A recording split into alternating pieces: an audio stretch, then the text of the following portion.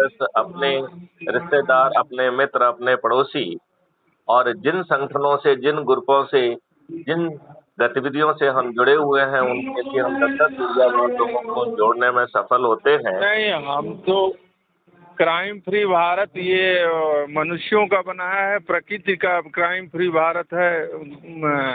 श्रद्धेय गौ माता जी। हाँ। इसमें गौ माता को भी बहुत उच्च स्थान दिया गया है। यदि आप 21 लक्षण को बारीकी से देखेंगे तो हाँ। इसमें गौ माता के गोबर में माँ लक्ष्मी छिपी हुई है। तो यदि हम इस गुण ये तत्व तो हमारा शास्त्र बताता है।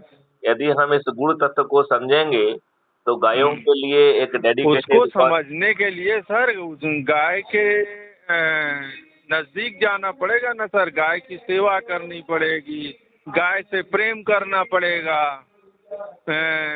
तब जाके गाय के महत्व को